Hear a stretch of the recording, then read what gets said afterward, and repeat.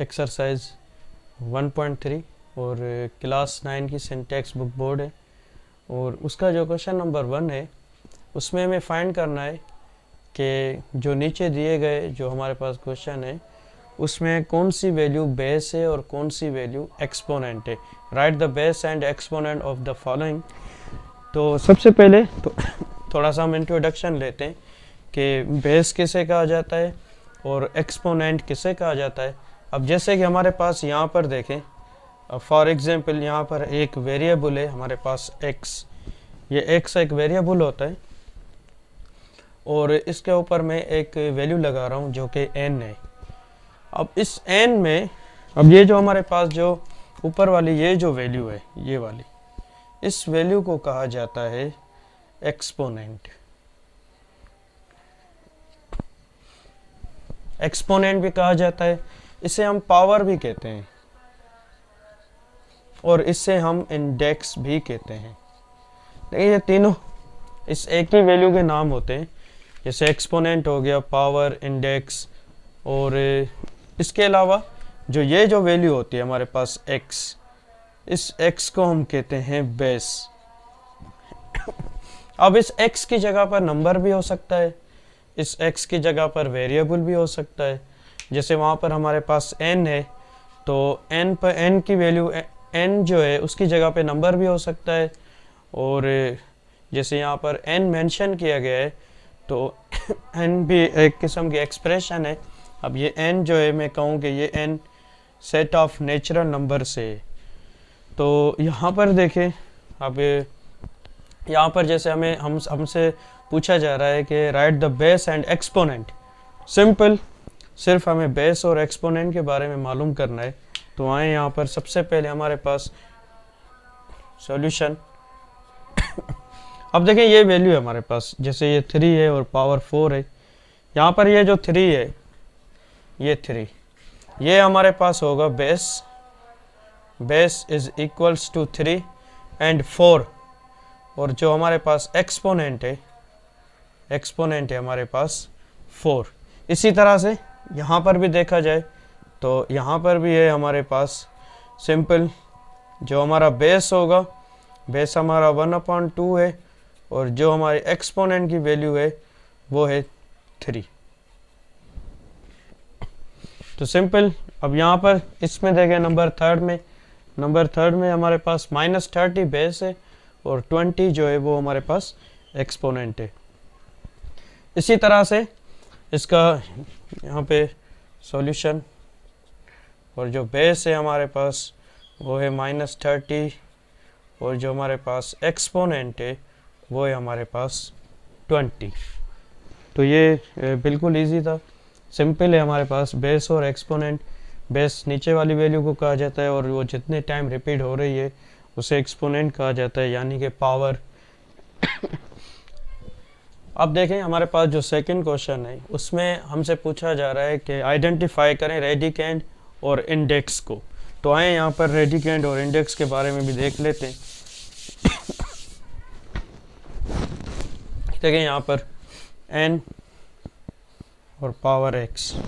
अब देखें यहाँ पर n और अंडर रेडिकल जो है वो x की वैल्यू रखी है मैंने। सिंपल यहाँ पर देखें, यहाँ पे जो स्क्वायर रूट के अंदर वाली जो वैल्यू है उसे हम रेडिकेंड कहते हैं। रेडिकेंड हमारे पास x है और जो n है वो हमारा इंडेक्स कहा जाता है। Index is equals to n। और इसे सिंपल फॉर्म में लिखें तो ये इसे हमें इस तरह भी लिख सकते हैं, x की पावर जो है वो हाफ ऑफ n हो जाती है, 1/n। इसी तरह से यहाँ पर देखें, यहाँ पे जो है सिंपल, यहाँ पे अंदर जो स्क्वायर रूट के जो अंदर वाली वैल्यू है, जो रेडिकल साइन के अंदर वैल्यू है वो रेडिकेंड है और जो बाहर वाली वैल्यू है वो हमारी इंडेक्स कहा जाएगा। अब जैसे देखें यहाँ पर सॉल्यूशन, रेडिकेंड एंड इंडेक्स, यहाँ पर भी रेडिकेंड और इंडेक्स।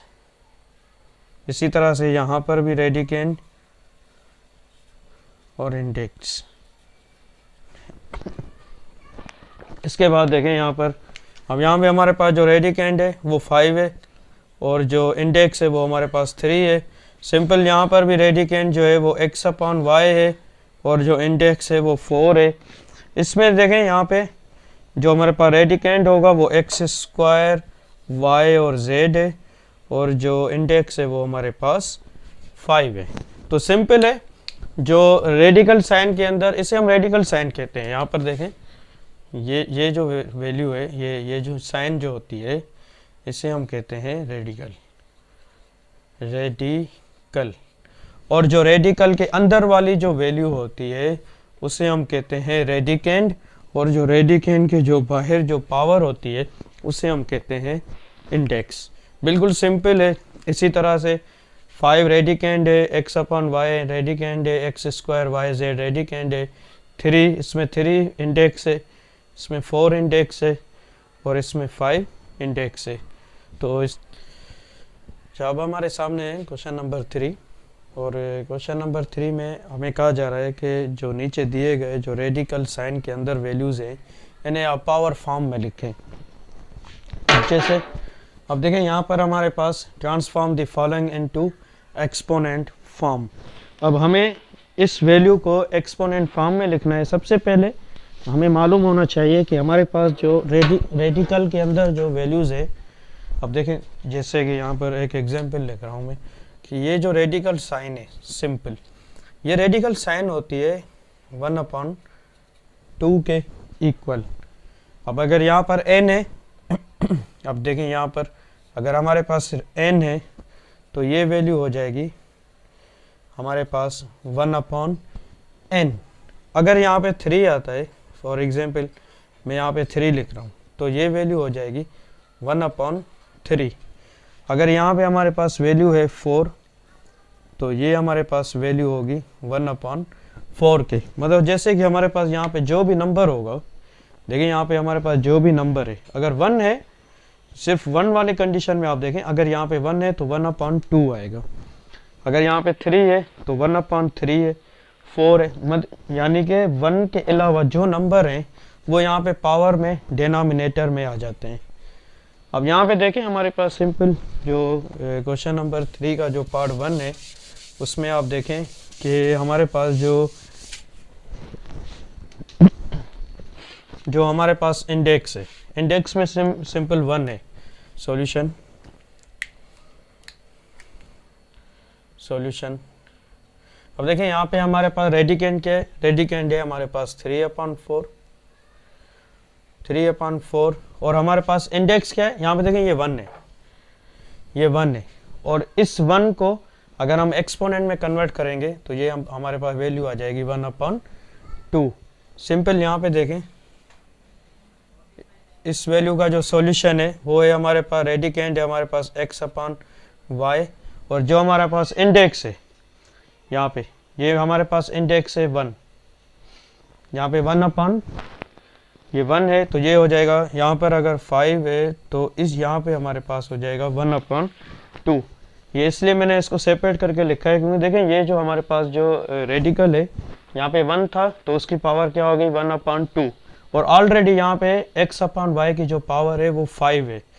और आपको मालूम होना चाहिए कि यहाँ पे जो 5 ये जो पावर्स होती हैं दोनों, अब देखें ये वैल्यू है और उसकी ये 2 पावर्स हैं, ये पावर के साथ मल्टीप्लाई होती हैं, तो 5 × 1 5 हो जाएगा, तो x/y एंड होल पावर 5/2 बन जाएगी वैल्यू। इसी तरह से यहाँ पे देखें ये जो हमारे पास जो फोर्थ वैल्यू है, फोर्थ वैल्यू में हमारे पास यहाँ पर 3 और रेडिकल, यहाँ पे हमारे पास जो इंडेक्स है वो 3 है और जो रेडिकेंड है वो xy है और उसकी पावर है 7 है, यहाँ पे 3 है तो 3 भी सिंपल इसके डिनोमिनेटर में आ जाएगी वैल्यू, तो ये हो जाएगी 7/3।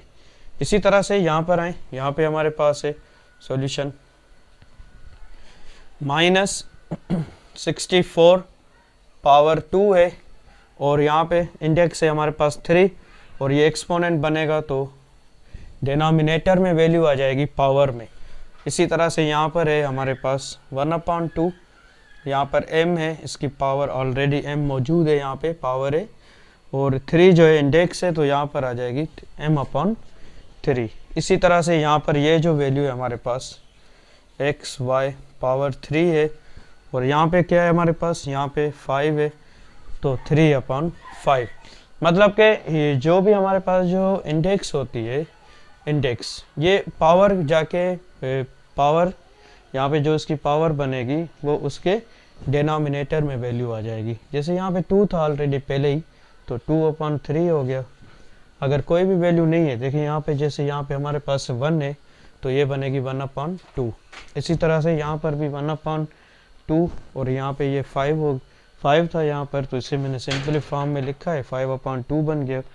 यहाँ पे 7/3 है, m/3, 3/5। इसी तरह से अब देखें यहाँ पे ये जो क्वेश्चन है, इसको मैं थोड़ा सा इस तरह लिखूंगा, ये 3, और देखिए अंदर वैल्यू है ना 4/3, वो ऑलरेडी रेडिकेंड के अंदर है, उसे मैं इस तरह लिख सकता हूँ 4/3 और 1/2।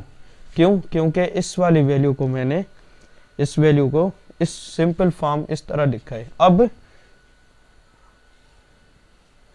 अब इस वैल्यू को हम इस तरह भी लिख सकते हैं 4/3 एंड पावर 1/2, पावर 1/2, और ये 3 फिर यहाँ पे आ जाएगा 1/3।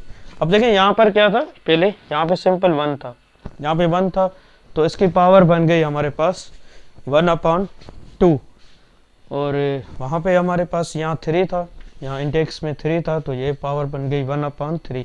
पावर में आपस में मल्टीप्लाई होती हैं वैल्यूज़, तो ये बन जाएगी 4/3 पावर 1 के साथ मल्टीप्लाई, तो 1 और 2 और 3 आपस में मल्टीप्लाई हो जाएंगी, तो 2 3 से यहाँ पे वैल्यू आ जाएगी 6। इसी तरह से बिल्कुल सिंपल जो है ये क्वेश्चन भी, इसमें हमें सिंपल क्या कन्वर्ट करना था, हमें रेडिकेंड को एक्सपोनेंट की फॉर्म में, तो बस सिर्फ इसके इंडेक्स वाली जो वैल्यूज़ हैं उन्हें हम एक्सपोनेंट फॉर्म में कन्वर्ट कर देते हैं। अब हमारे पास है क्वेश्चन नंबर 4 एक्सरसाइज 1.3 का, और ये बिल्कुल जो क्वेश्चन नंबर 3 है उससे रिलेटेड ही है। क्वेश्चन नंबर 3 में हमारे पास जो है वो रेडिकल साइन में थी और हमें एक्सपोनेंट फॉर्म में लिखना था। यहाँ पर एक्सपोनेंट फॉर्म में है और हमें रेडिकल फॉर्म में वैल्यूज़ को लिखनी है। तो बिल्कुल सिंपल है, अगर हमें बेस और इंडेक्स का मालूम है तो हमें बस वैल्यूज़ वहाँ पे पुट करनी है। सिंपल यहाँ पे देखें, जैसे देखें हमारे पास यहाँ पर वैल्यू है 5/3। अच्छा, ये वाली जो हमारे पास वैल्यू होती है ये हमारी बेस होती है और ये हमारे पास एक्सपोनेंट है। इसी तरह से ये रेडिकेंड है और ये हमारा इंडेक्स है। अब यहाँ पे देखें हमें रेडिकेंड में लिखना है, तो ये जो वैल्यू है हमारे पास 5/3 जो है ये हमारी रेडिकेंड की वैल्यू है, और 1/7 जो है वो हमारा इंडेक्स है। तो 1/7 है, तो जब इंडेक्स बनेगा तो ये वैल्यू बन जाएगी 7। इसी तरह से यहाँ पर देखें तो हमारे पास जो वैल्यू है ab पावर -2 है। यहाँ पे जो वैल्यू है वो है ab -2, यहाँ पे ab -2 है, ab पावर -2, और 1/3 एक्सपोनेंट है। जब ये इंडेक्स बनेगी तो ये 3 बन जाएगी वैल्यू। इसी तरह से यहाँ पर देखें, यहाँ पे थोड़ा सा चेंज है सवाल, यहाँ पर है हमारे पास, इसे हम ऐसे भी लिख सकते हैं। इस वैल्यू को मैं थोड़ा सा चेंज कर रहा हूँ, 5/7। देखें ये पावर इस पावर के साथ मल्टीप्लाई हो जाएगी, 5 and 3, 5 3 15 बन जाएगी, और ऊपर जो हमारे पास वैल्यू रह जाएगी वो बन जाएगी 1/7।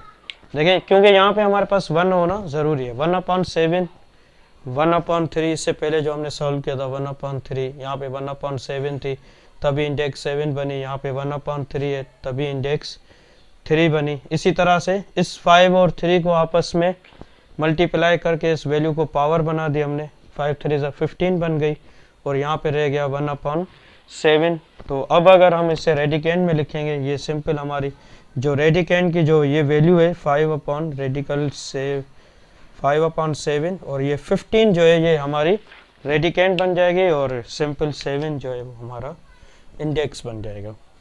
इसी तरह से वहाँ पर देखें सॉल्यूशन, यहाँ पे देखें b/a है और माइनस एम, मैं इस माइनस एम को इस वैल्यू के साथ रख रहा हूँ और यहाँ पे जो हमारे पास वैल्यू है ऊपर हमारे पास रह जाएगी 1/2। अब हमारे पास 1/2 इंडेक्स बन गया और ये वैल्यू हमारी रेडिकेंड की बन जाएगी, तो यहाँ पर आ जाएगा b/a पावर माइनस m और यहाँ पर रह जाएगी 1/2। अच्छा, इसके बाद देखें यहाँ पर जो हमारे पास नंबर 5 है, नंबर 5 सिंपल है, हमारे पास 1/5 इंडेक्स मौजूद है, ये वैल्यू रेडिकेंड की है, तो ये रेडिकेंड के अंदर रहेगी 11/3 इंटू 12/3 13, यहाँ पे 11/13 12/13 और ये वैल्यू जो है वो हमारा इंडेक्स है, ये हमारी वैल्यू बन जाएगी 5।